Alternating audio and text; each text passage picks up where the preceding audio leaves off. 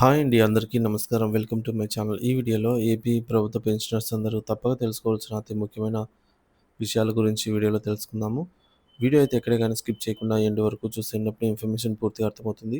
అలాగే వీడియో చూస్తున్న ప్రతి ఒక్కరు వీడియోకైతే లైక్ చేయండి ఫ్రెండ్స్. ఈ వీడియోని తోటి ఉద్యోగ పెన్షనర్ మిత్రులతో అయితే షేర్ చేయండి.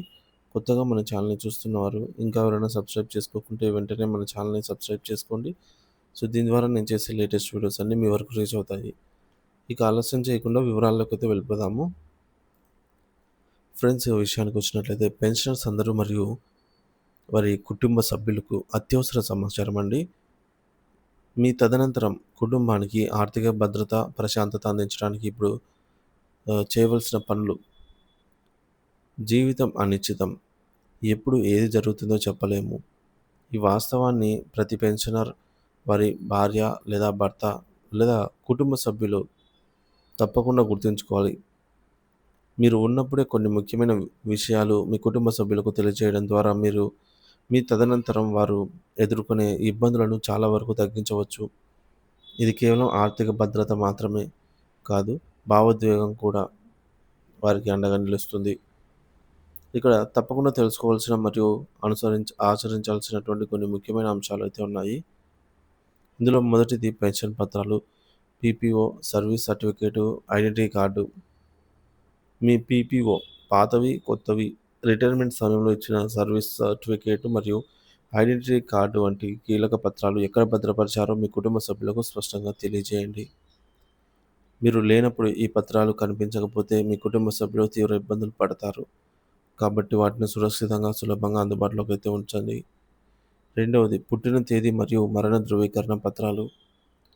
సో, మీవి, మీ కుటుంబ సభ్యులవి అంటే భార్య లేదా భర్త, పిల్లలు వీరందరి పుట్టిన తేదీ ధృవీకరణ పత్రాలు, డేట్ ఆఫ్ బర్త్ సర్టిఫికేట్స్, అలాగే మీ తల్లిదండ్రుల మరణ సర్టిఫికేట్,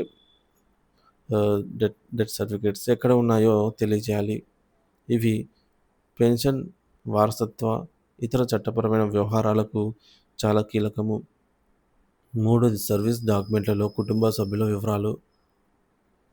మీ సర్వీస్ డాక్యుమెంట్ కాపీలలో మీ కుటుంబ సభ్యుల పేర్లు, వారి పుట్టిన తేదీలు సరిగ్గా ఉన్నాయా లేదో ఒకసారి తనిఖీ చేసుకోండి. తప్పులు ఏమైనా ఉన్నట్లయితే వెంటనే సంబంధిత అధికారిని సంప్రదించండి. ఇక నాలుగోది, ఈ కాపీలు ఎక్కడ భద్రపరిచారో కూడా మీ కుటుంబ సభ్యులకు చూపించాలి. చూపించి తెలియజేయండి. ఏ అవసరం ఎప్పుడొస్తుందో తెలీదు కదా! ఇక నాలుగోది ఆధార్, పాన్ కార్డులు. మీవి, మీ భార్య లేదా భర్తవి మరియు ఇతర కుటుంబ సభ్యుల ఆధార్, పాన్ కార్డ్స్ ఎక్కడ భద్రపరచబడ్డాయో అందరికీ తెలియజేయాలి. ఇవి ప్రతి ఆర్థిక లావాదేవీకి తప్పనిసరి. ఇక ఐదవది లైఫ్ టైమ్ ఎరియర్స్ నామినేషన్. మీ తదనంతరం మీ పెన్షన్ ఖాతాలో ఉన్న సొమ్మును మీ కుటుంబ సభ్యులు పొందేందుకు నామినేషన్ చేశారా లేదా అని చూసుకోండి. నామినేషన్ లేకపోతే మీ సొమ్మును పొందడం చాలా కష్టమవుతుంది మరియు చాలా సమయం కూడా పడుతుంది.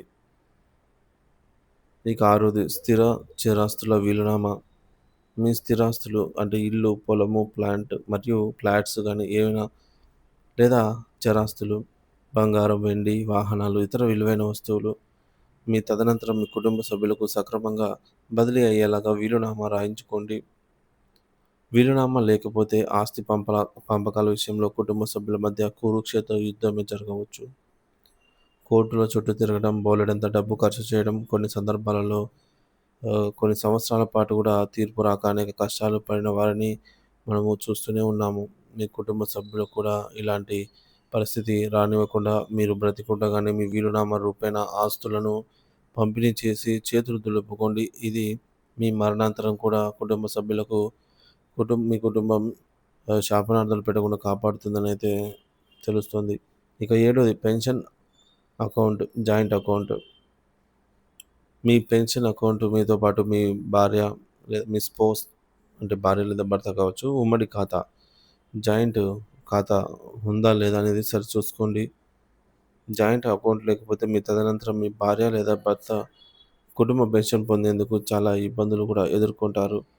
అర్హులుగా అవ్వడం కూడా కష్టమవుతుంది. ఇక ఎనిమిదవది బ్యాంకు లేదా పోస్ట్ ఆఫీసు ఖాతాలు, ఫిక్స్డ్ డిపాజిట్స్ నామినేషన్లు. మీకు ఎన్ని బ్యాంకుల్లో లేదా పోస్ట్ ఆఫీసుల్లో ఖాతాలు ఉన్నాయో ఎన్ని ఫిక్స్డ్ డిపాజిట్స్ ఉన్నాయో వాటన్నిటికీ నామినేషన్లు ఇచ్చారా లేదా అని నిర్ధారించుకోండి. నామినేషన్ లేకపోతే మీ తదనంతరం కుటుంబ సభ్యులు ఆ సొమ్మును తిరిగి పొందడానికి చాలా కష్టపడతారు. కుటుంబ సభ్యుల సమాచారం ఆఫీస్కు తెలియజేయడము. మీరు పనిచేసిన మీరు పనిచేసి రిటైర్ అయిన ఆఫీస్కు మీపై ఆధారపడి ఉన్న కుటుంబ సభ్యుల తాజా జాబితాను, వారి సామాజిక మరియు వైవాహిక స్థితిగతులతో పాటు తెలుపుతూ ఒక లేఖను అయితే పంపండి. కూతుర్ల విషయంలో పెళ్లి అయిందా, భర్త చనిపోయాడా, విడాకులు పొందారా, అంగవైకల్యం లేదా మానసిక రుగ్మతలతో బాధపడుతున్నారన్న వివరాలను పంపి అక్నాలెడ్జ్‌మెంట్ పొంది భద్రపరచుకోవాలి. ఇది మీ పెన్షన్ మీపై ఆధారపడిన వారికి భవిష్యత్తులో ఆర్థిక భరోసా కల్పిస్తుంది. ఇక 10వది పీపీఓలో భార్య లేదా భర్త వివరాలు. మీ పీపీఓ కాపీలో మీ యొక్క స్పౌస్ పేరు సరిగ్గా ఉందా, వారి పుట్టిన తేదీలు సక్రమంగా ఉన్నాయా అని తనిఖీ చేసుకోండి. కొత్త పీపీఓలో ఇటువంటి తేడాలు తరచుగా కనపడుతున్నాయి. ఇది మీ బాధ్యత. ఇక 11వది వివాహ ధృవీకరణ పత్రాలు, మ్యారేజ్ సర్టిఫికేట్స్. మీరు ఏ మత సంప్రదాయం ప్రకారం వివాహం చేసుకున్నారో ఆ వివాహ పత్రాలు అంటే పెళ్లి కార్డు లేదా మ్యారేజ్ రిజిస్ట్రేషన్ సర్టిఫికేట్లు భద్రపరచుకోండి. ఇక ఇవి భవిష్యత్తులో అనేక చిక్కుముళ్ల నుండి మిమ్మల్ని, మీ కుటుంబాన్ని బయటపడేస్తాయి. సో, వీటిని ఎక్కడ భద్రపరిచారో మీ కుటుంబ సభ్యులకు తెలియచేయండి.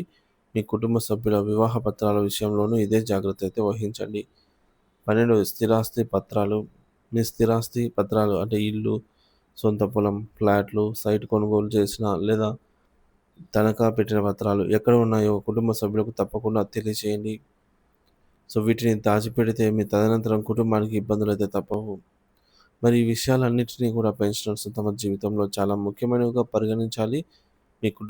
మీ కుటుంబం మీ తదనంతరం ప్రశాంతంగా, ఆర్థికంగా, సురక్షితంగా ఉండాలంటే ఈ ఏర్పాట్లు ఇప్పుడే పూర్తి చేయాలి. ఇది మీరు మీ కుటుంబానికి అందించే గొప్ప బహుమతి అవుతుంది.